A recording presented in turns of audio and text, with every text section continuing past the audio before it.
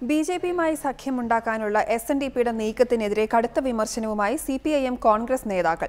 വെള്ളാപ്പള്ളി മോദിയെ കണ്ടത് കുടുംബകാര്യത്തിനാണെന്ന് വി.എസ്. അച്യുതാനന്ദൻ പറഞ്ഞപ്പോൾ നടേശ പരിപാലന സംഘമുണ്ടാക്കാനാണ് വെള്ളാപ്പള്ളിയുടെ നീക്കമെന്ന് സിപിഐഎം സംസ്ഥാന സെക്രട്ടറി കോടിയേരി ബാലകൃഷ്ണൻ പറഞ്ഞു.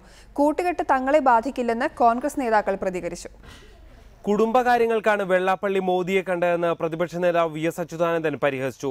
അത് അവരുടെ കുടുംബകാര്യങ്ങൾ സംസാരിക്കാനും അതിനാവശ്യമായിട്ടുള്ള സമ്പത്ത് നേടിയെടുക്കാനും മറ്റും വേണ്ടിയിട്ടുള്ളതാണെന്നുള്ളത് വ്യക്തമല്ലേ. എസ്എൻഡിപിയെ നടേശ പരിപാലന സംഘമാക്കാനാണ് വെള്ളാപ്പള്ളിയുടെ ശ്രമമെന്ന് സിപിഐഎം സംസ്ഥാന സെക്രട്ടറി കോടിയേരി ബാലകൃഷ്ണൻ കുറ്റപ്പെടുത്തി.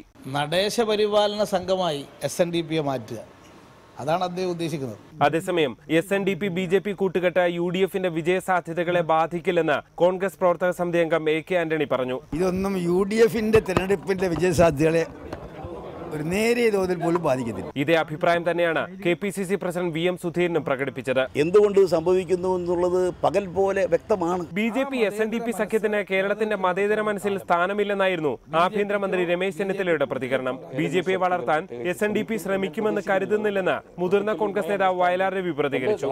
ബിജെപി എസ്എൻഡിപി സഖ്യത്തെ തള്ളി മുസ്ലിം ലീഗ് നേതാക്കളായ പി.കെ. കുഞ്ഞാലിക്കുട്ടിയും കെ.പി.എ. മജീദും രംഗത്തെത്തി. വിവിധ ബ്യൂറോകൾക്കൊപ്പം റിപ്പോർട്ടർ, തിരുവനന്തപുരം.